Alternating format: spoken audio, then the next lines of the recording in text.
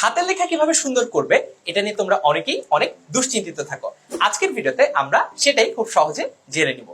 হাতের লেখা সুন্দর করার একেবারে প্রাইমারি স্টেপ হচ্ছে তোমার অক্ষরগুলোর সাইজ সমান সমান হতে হবে। অর্থাৎ সরেয়াটা লিখলে তুমি এইটুকুন সাইজের, সরেয়াটা যদি বেঢপ আকৃতির বড় হয়ে যায় তাহলে কিন্তু ওভারঅল হাতে লেখা দেখতে সুন্দর হবে না।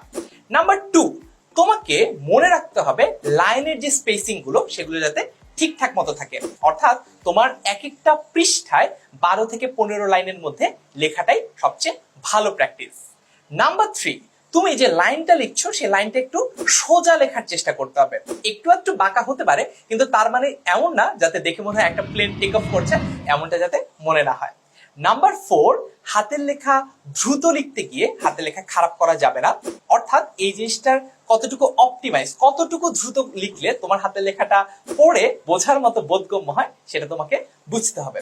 এবং সর্বোপরি হাতের লেখা যখন তুমি লিখছো বা সুন্দর করার চেষ্টা করছো তখন কনসিয়াসলি অ্যাক্টিভলি চিন্তা করতে হবে যে আমার কিন্তু হাতের লেখা সুন্দর করে লিখতে হবে। অর্থাৎ যেন তেন ভাবে লেখা যাবে না। এই জিনিসটা যদি মনে রাখো এবং এই ট্রিকগুলো যদি কাজে লাগাও তাহলে খুব সুন্দর করে তুমি হাতের লেখা ফুটিয়ে তুলতে পারবে তোমার পরীক্ষার খাতায়।